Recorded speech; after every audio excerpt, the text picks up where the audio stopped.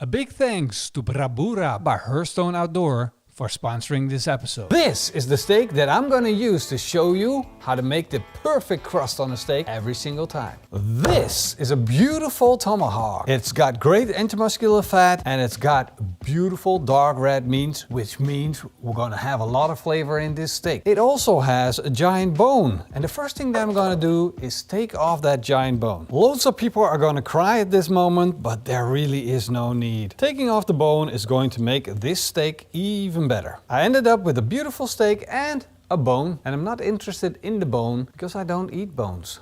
Dog eat bones. I'm gonna round this up a little bit to make it look pretty, and then I got a beautiful steak. Now, of course, there's a good reason why I just did that. Everybody's gonna be crying in the comments, oh my God, you ruined the tomahawk. No, no, no. I just created an opportunity to make an even better steak. That's what I did. Let me show you the magic. This is the amazing Brabura flat top griddle by Saltstone.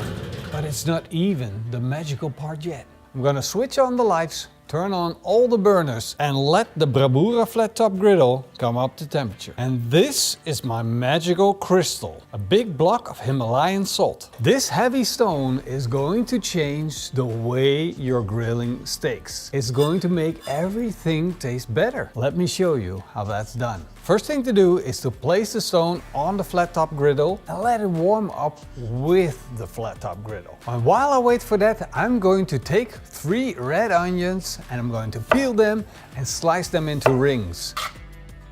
I'm also going to chop up a clove of garlic and peel 3 stalks of thyme. And once the crystal is hot, I'm taking it off the grill. Oh, smoking hot. Look at it.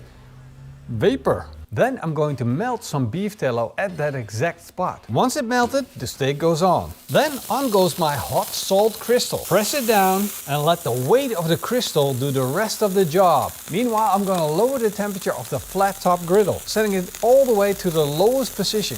I'm getting a beautiful crust on my steak. I can see the browning happening, and I know with the weight of the block of salt that all of that surface of the steak is going to get the perfect crust. After 4 minutes of cooking the steak, I'm going to take the block of salt off. You can see that the steak cooked underneath that salt block. Now let's take a look at that crust to see how far along we are. Wow, that is the perfect crust on a steak. Listen to that.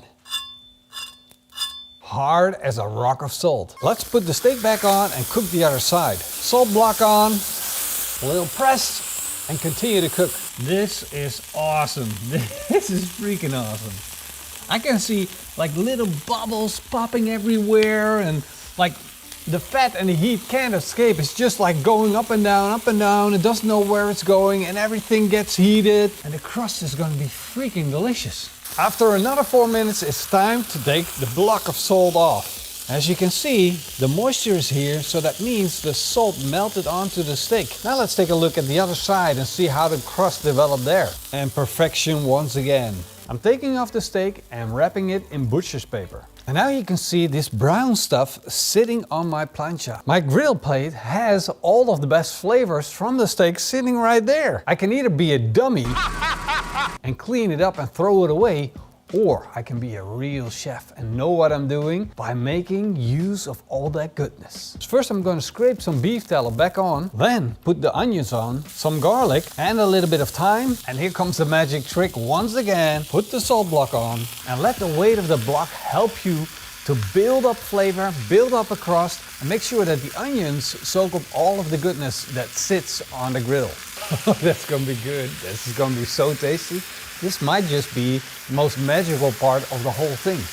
Those onions look about done. Time to take the salt block off. The browning is the crust of the steak that went onto the onion. The onion caramelized and became super sweet. And now it's going onto my plate. And of course it goes without saying that this doesn't need any more salt. Let's unwrap our steak. Oh, just a little bit of resting, and that is what happens. Look at all that goodness. I'm keeping that. That's gonna stay in the paper. Let's slice this up and add it to the plate. It's cooked a little further than I wanted to. This is definitely medium to medium well done. Do I have any regrets? Well, let's find out.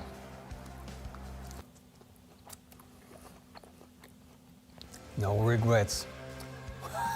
To the onions, I'm gonna add the juices of the steak, because if you make something this good, don't let anything go to waste. Then put the steak on, decorate it with a twig of thyme, and that's how you get the perfect crust on a steak every single time.